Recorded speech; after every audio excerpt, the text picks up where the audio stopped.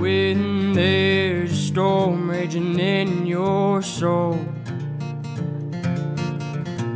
You gotta thank God that you're still growing old. If them demons you're fighting won't go away, drop on your knees and pray. Life can get hard sometimes, I know. You gotta get up and walk the straight and narrow. When they're chasing you down with an old bloodhound and you're running through the fields for your life, you gotta get up, son, I know they're gunning for you.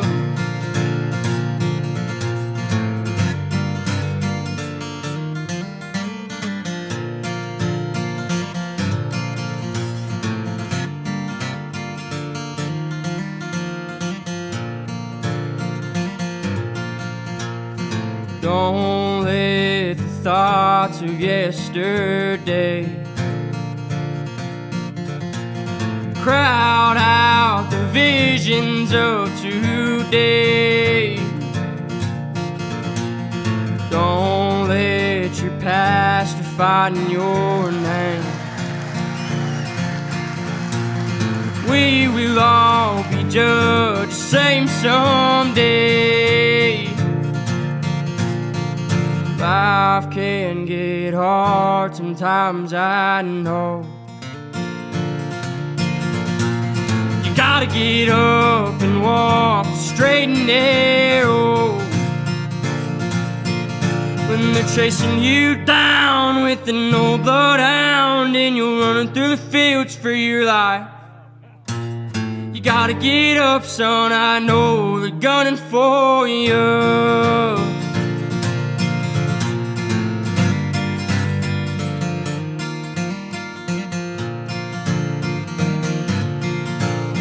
Chasing you down with an old bloodhound and you're running through the fields for your life, you gotta get up, son, I know they're gunning for you.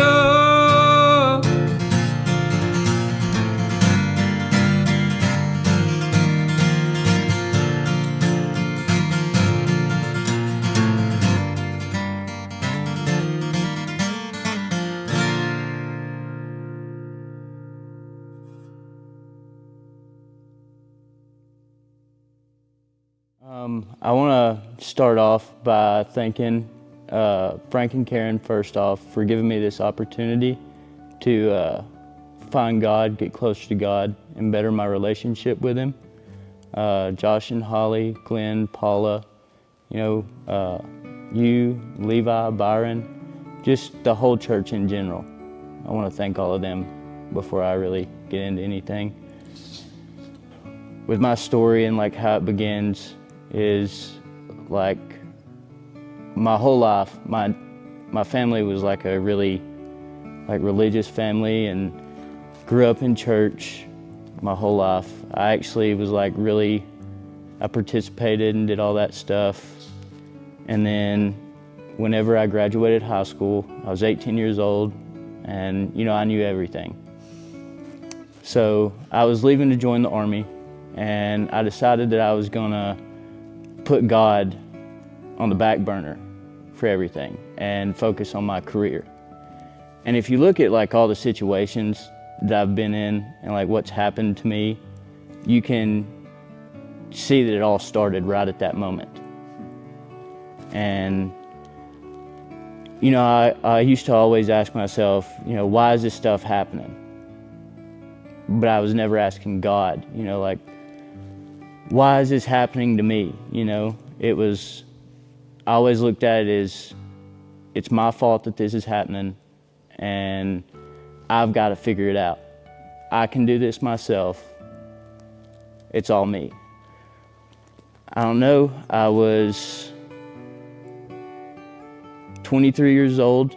I had overdosed 3 times in the hospital.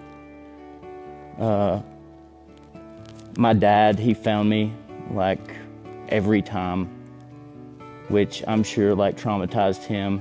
And like, God bless that man, because like through everything, he's never once like doubted like me being a good person or a decent person.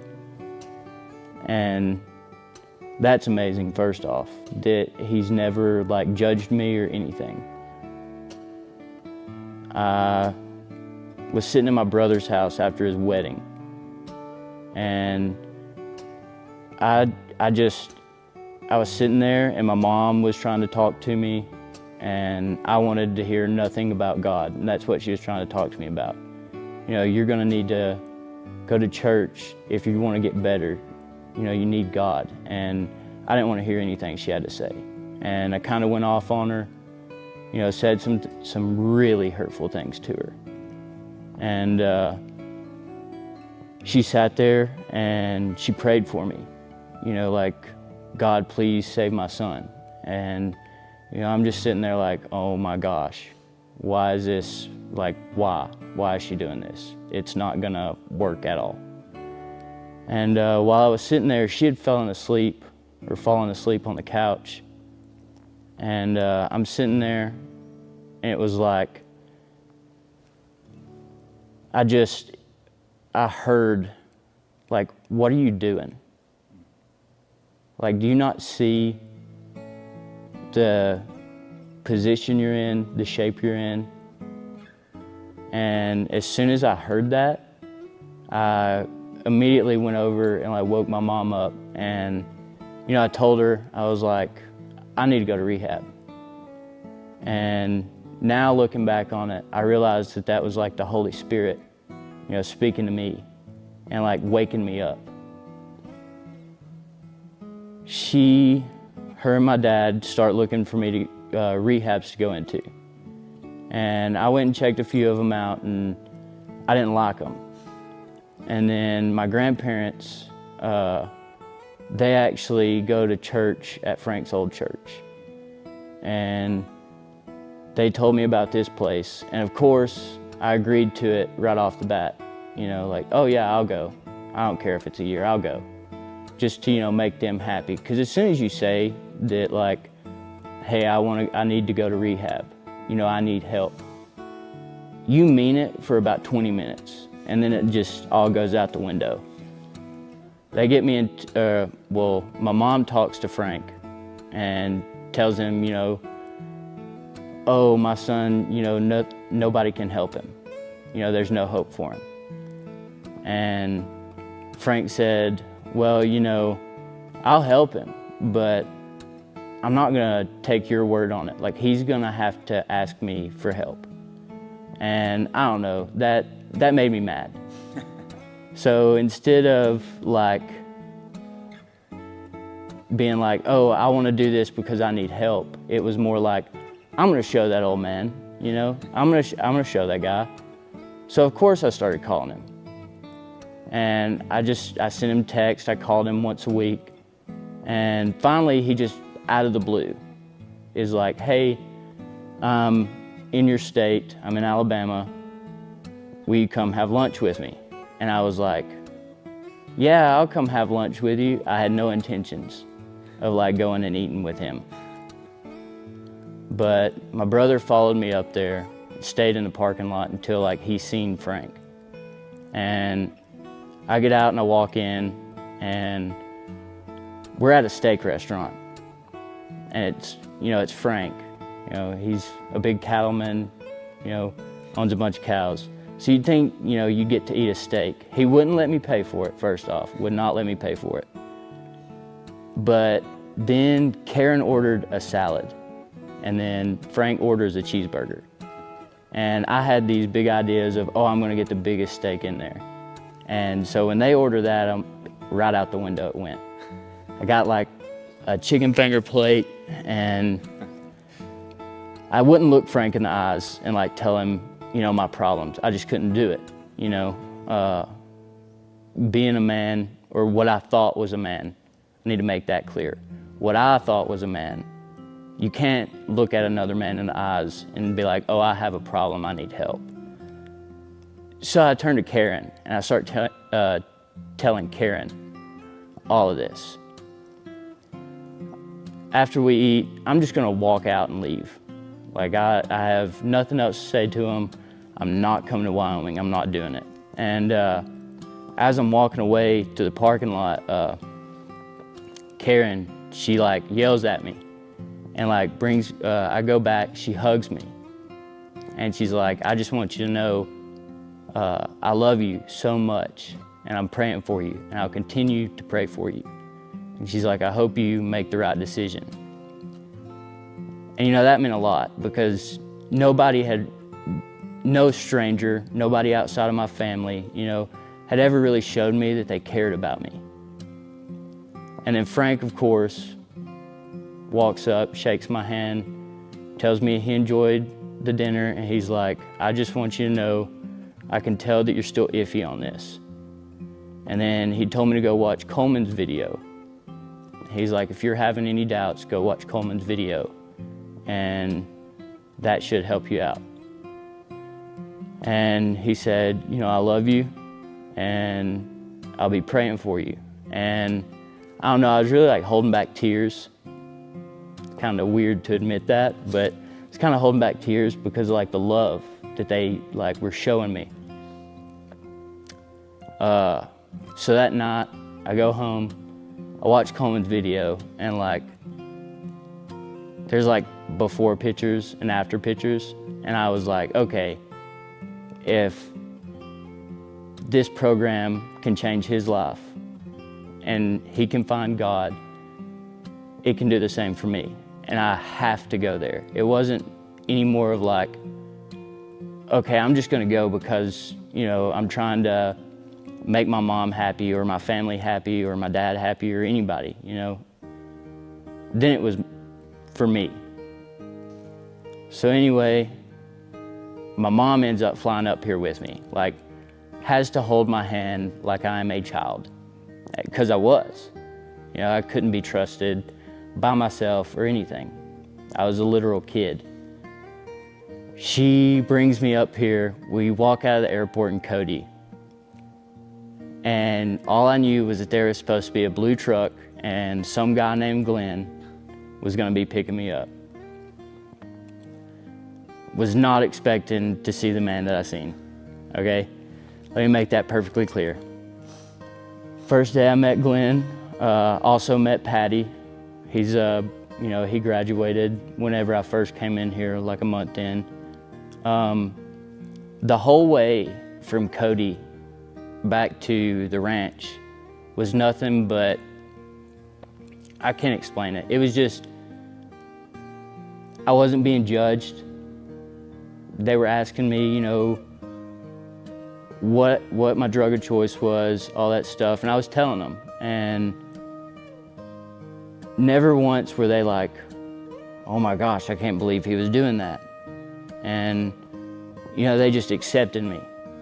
No matter what I'd done, what I was telling them, they just accepted me.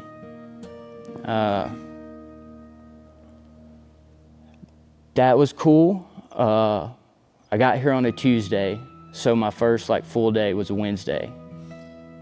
So like, of course, I have a meeting with Frank.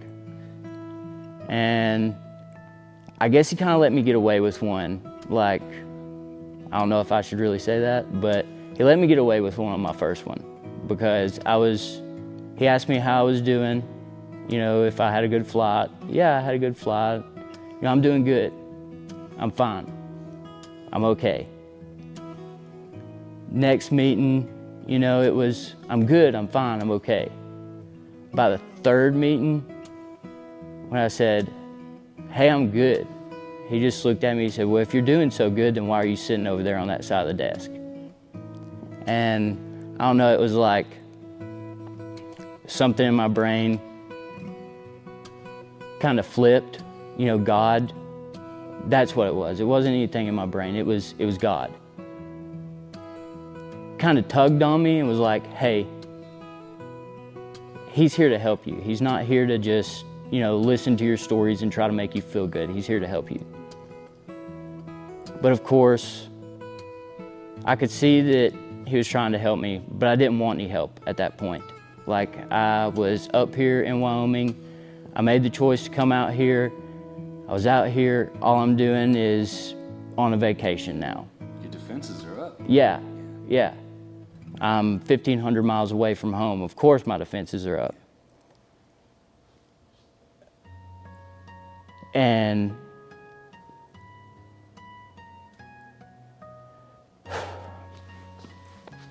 so I start opening up to Frank because I have to, Took me a while to open up to him, but that's like one of the things he called me out on. He was like, no, I don't want to hear any of these sob stories. Stop throwing pity parties for yourself. And that's what I was doing. That's like the underlying problem with my addiction right there, is I would just start feeling bad. I'd get depressed, and then I'd want everybody else to feel sorry for me. If I'm feeling bad, everybody else has got to feel bad. So of course, whenever I want help now, I start telling this to Frank, and he's like, stop throwing a pity party for yourself. Tell me, let me help you. Listen to me. I wasn't in my word at all, the first 3 weeks. And then I started listening to him. He was explaining things to me. We went through Romans Road, a bunch of other stuff. I got to where I was reading the Word every day. I was praying every night. And I was listening in church and taking notes. Rewatching the sermons on Tuesdays before I'd go into the office with Frank, because there's definitely going to be questions about it. You know that. But that's good. I don't think there was a day that went by that I wasn't just in my word, praying, talking to God, having a real personal relationship.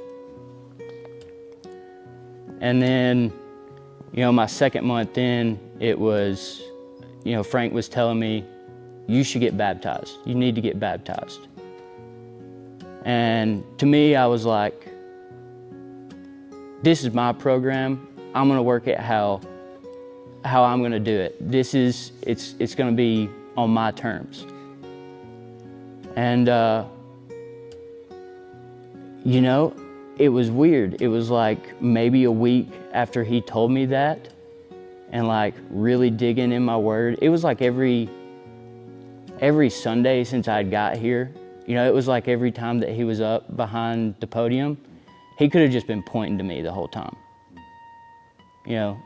This is for you. And, I know that it wasn't, but that's what it felt like. And so after that, it's probably my 5th meeting. I went home and I started praying out loud. Just asking God to save me, save my life.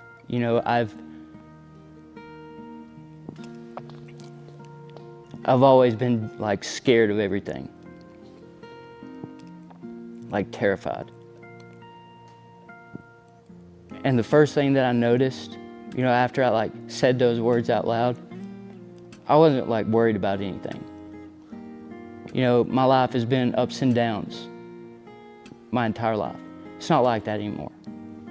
Every time that I'm anxious, worried, sad, I'm scared of something, I just talk to God, and He takes it away. It might not be right there in that moment, but give it a week or 2 weeks or a month, 6 months. Whatever problems that I've had, they're gone. I don't have any more problems.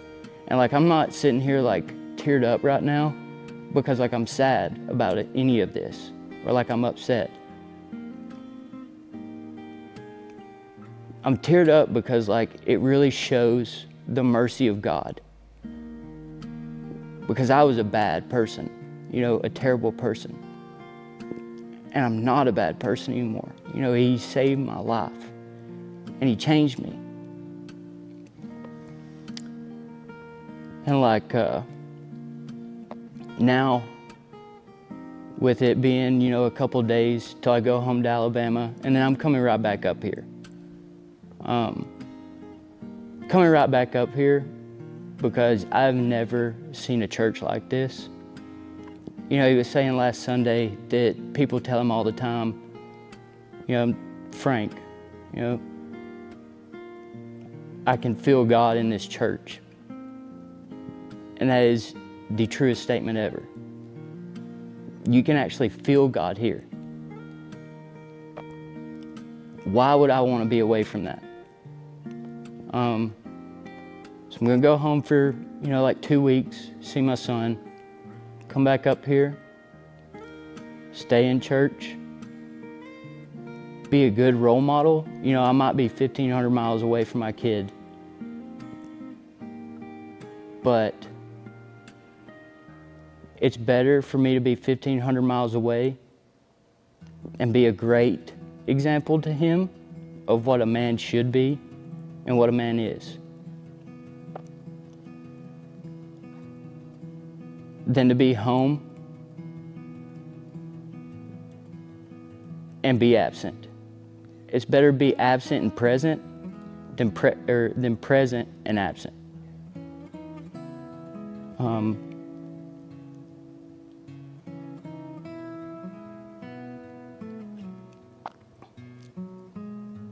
I just want to say too, right here at the end, there's not been one person up here that has heard my story and, talked to me and not just still welcomed me with open arms. Everybody in the church too, they greet you with open arms. Miss Sue, I don't know if I should be like name dropping, but I'm going to. Miss Sue, happiest woman I've ever met in my life. Just being around her, you can't help but smile. It's just stuff like that. You don't expect it. And then when you see it, you're like, I never want to be away from this. I also want to say too this, and this is a big one. I didn't find God in Wyoming. I didn't find God back in Alabama. I didn't find God on the ranch. God found me, all right? Let me explain that right here, and then I'm done. No matter how many times I didn't want to do something, I didn't want to come out here. I didn't want to get sober. I didn't want to be a dad to my son. I didn't want to do anything. I just wanted to stay home and stay high. Look at where I'm sitting right now. He saved me. He pulled me here. And I am so grateful. So grateful. Yeah.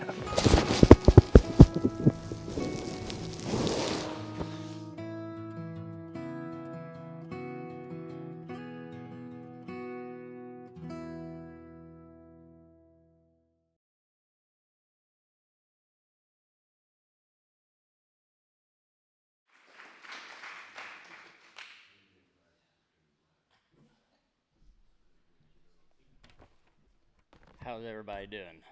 Good. Thank you.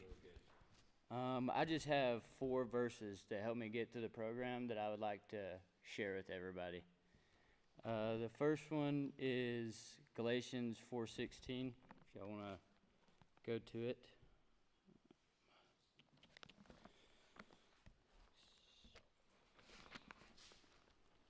See if I can get there first. Yep. It says, "Have I therefore become your enemy because I tell you the truth? Just because someone tells you something that hurts your feelings, doesn't mean they're trying to really hurt your feelings. I mean, some might, but in most cases they're not. They're trying to open your eyes, tell you the truth. Sometimes that hurts, but sometimes hurting's what people need. Second one is 2 Timothy 2, chapter 2, verse 22.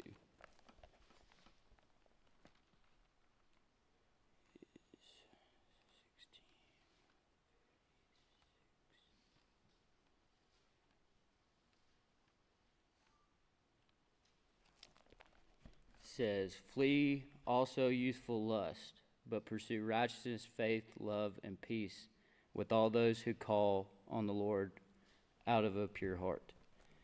That says to me, it's time to grow up. Time to put away the childish things. It's time to grow up, be a man, move on with your life.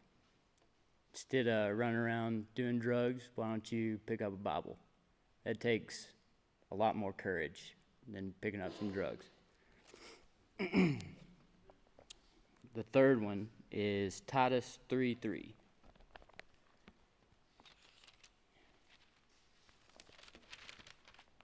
Says, for we ourselves were also once foolish, disobedient, deceived, serving various lusts and pleasures, living in malice and envy, hateful and hating one another. That is a reality check for me. It lets me know that no matter what, I was once in that place too. Keeps me from judging people, humbles me a little bit. Instead of just looking at the outside, try to get to know somebody before you judge. And the last one's probably my favorite. It's Proverbs 24:16.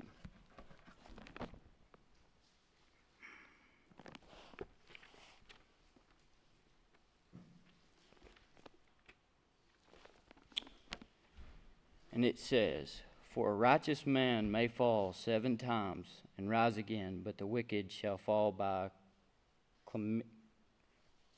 calamity. I think I read that right. You might fall, you might make mistakes, and that's okay. Just get up, keep trying to move forward. That's hard. It's hard. That's why you kind of also got to look at Titus. Not judge people, because that makes it hard to get back up whenever people fall. But always get back up. It's all right to be there for a little while, once you fell. Not a long time. Be sad, be upset with yourself, but get up and keep moving. That was 4 verses that helped me get to the program. Thank y'all very much.